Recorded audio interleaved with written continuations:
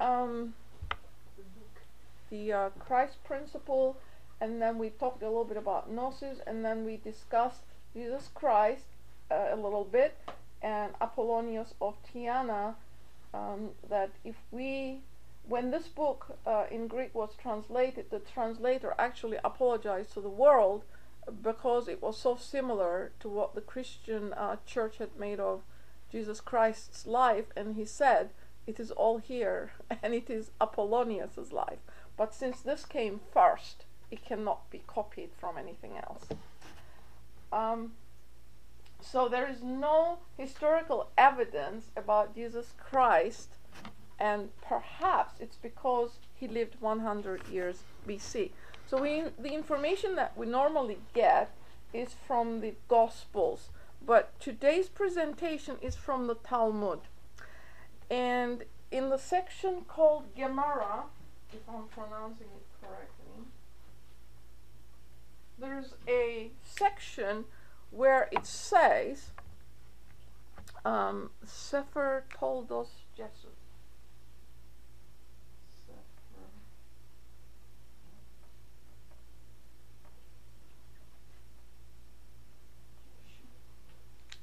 The section. It refers to the son of Pandira in the reign of King Alexander Janus, and it says that Mary, having a son, brought him to the Rabbi Elhanan.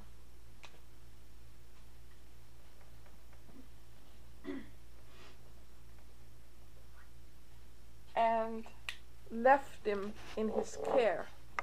It is stated that the child had tremendous intelligence and a spiritual presence and learned very fast. He, as a young person, was initiated into the wisdom of the Talmud.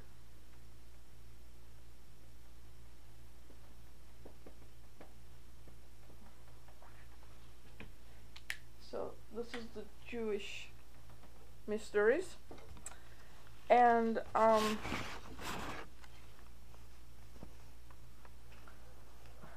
he conversed with the temple wisdom, in other words. Now, this story is important in the sense that it gives us two important information. One, that he was initiated into the mysteries as a young boy, and two, that he lived 1st century BC, and that he lived in the reign of King Janus.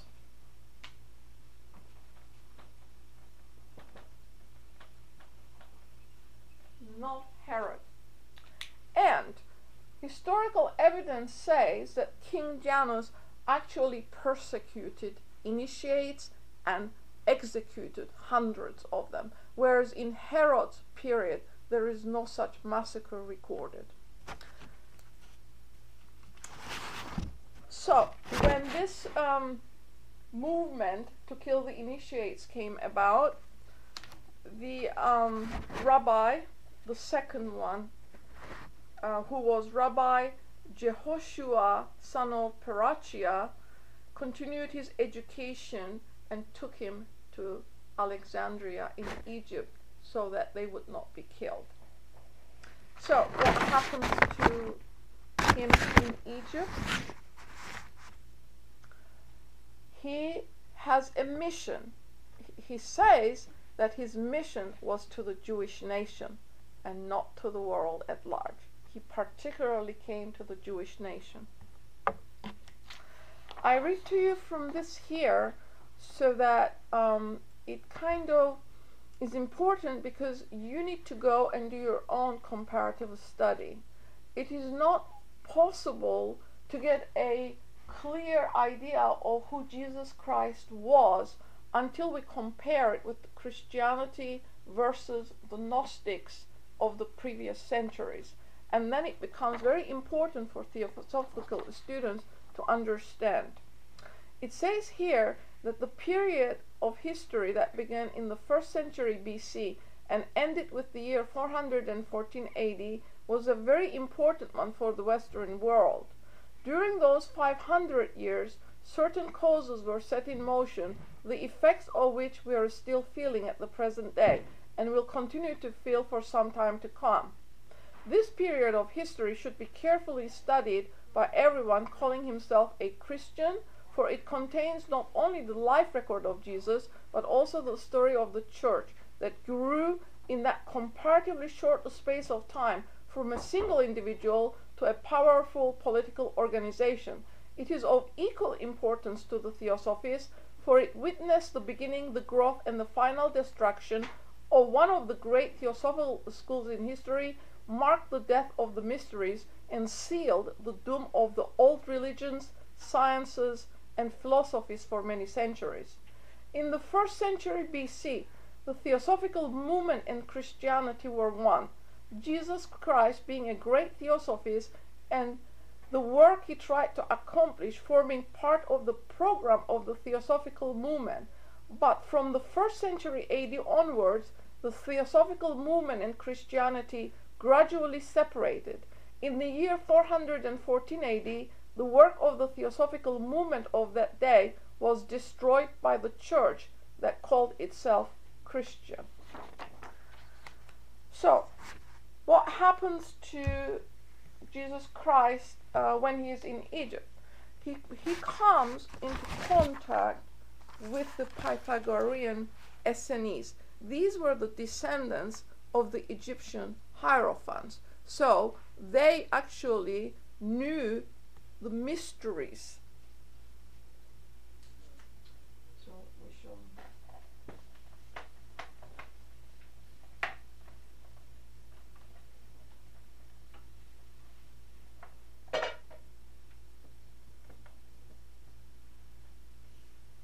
So he contacts them.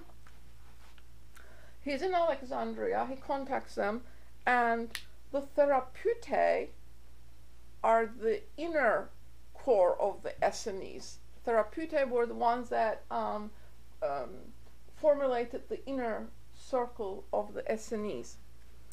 And then, of course, Nazarenes. We'll talk about them. And these were the descendants of the Chaldean Magi. So, he learns from the Pythagorean Essenes, and these are actually followers of Buddhic ethical tenets as well. Because remember, at the head of these schools in Alexandria, there was an adept or an initiate. So, whatever that they're learning esoterically is not given out to the general world. But Jesus does the same thing. He learns from them. He is then initiated into the Egyptian mysteries by the hierophants. So how many systems has he already has under his command? 1 from his native land, Judea. 2 from the Pythagorean Essenes, who also accompany within their wisdom Buddhic tenets, and then the Egyptian mysteries. So he is exposed to a tremendously broad spectrum, and he synthesizes them. He comes to the conclusion that all these fundamentally are one, and when he comes back, he goes to Nazar. So Nazareth is the modern name. And this is where he starts his teachings when he came back. And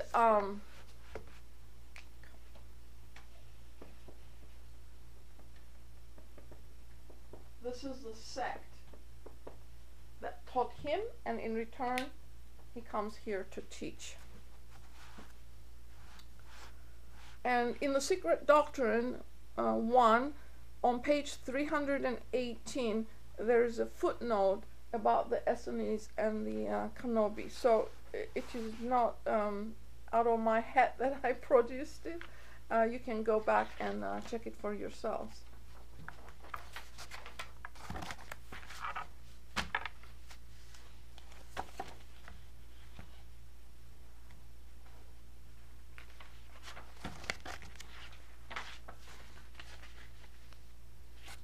Okay. And in that passage, HPB gives us an idea as to where exactly he was initiated.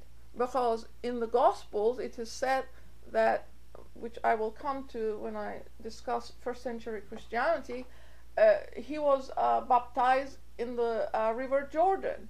Who baptized him? John the Baptist.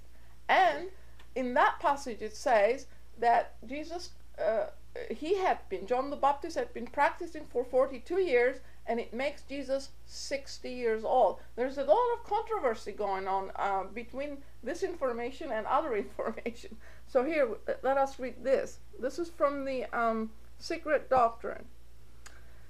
It says here, the Great Pyramid of Giza, now called Cheops, stands upon a low hill overlooking the yellow sands of the vast Libyan desert. Within it is a narrow passage leading up to the king's chamber, as it is now called, but which in olden days was the Holy of Holies, or chamber of initiation. At the top of this passage is the Norov gate that leads directly into the initiation chamber. Did Jesus himself climb this very passage and go through this straight gate on the day of his initiation? What else did HPB mean when she said, the narrow outward passage leading to the king's chamber had a narrow gate indeed, the same straight gate which leadeth unto life, or the new spiritual rebirth alluded to by Jesus in Matthew 7, and that it is this gate in the initiation temple that the writer who recorded the words alleged to have been spoken by an initiate was thinking of. Having passed through the straight gate that leadeth unto life, the neophyte entered the Holy of Holies. On one side of this chamber there stands a great porphyry sarcophagus. This was the baptismal font, upon emerging from which the neophyte was born again. In this story of initiation, we find the source from which the Christian Church drew the Apostles' Creed, as well as the rite of baptism and the story of the crucifixion. Because when the neophyte was plunged into a deep sleep, he was on a couch in the shape of a cross tied onto that couch.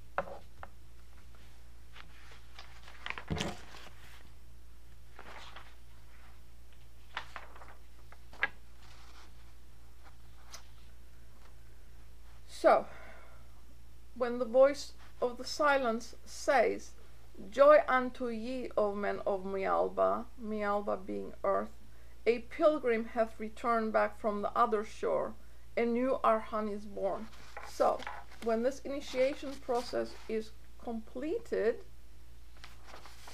that is, a new regenerated man has arisen.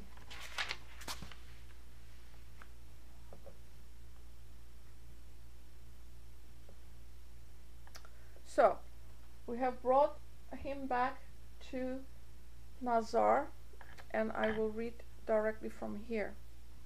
He came and dwelt in the city called Nazareth, that it might be fulfilled, which was spoken by the prophet, he shall be called a Nazarene. In those days, as Nazarene meant something far more important than an inhabitant of the city. The word Nazar is an ancient one, and is found in many languages. The Nazar were the Magi, or wise men. Their great prophets were initiated members of that fraternity of adepts known to every theosophist, their doctrines the restatements of the ancient wisdom religion. These Nazars lived in Judea long before the time of Moses. They had built the ancient city of Nazareth, where they had their secret rites of initiation. In Jesus' time, the name of the city had been changed to Nazareth,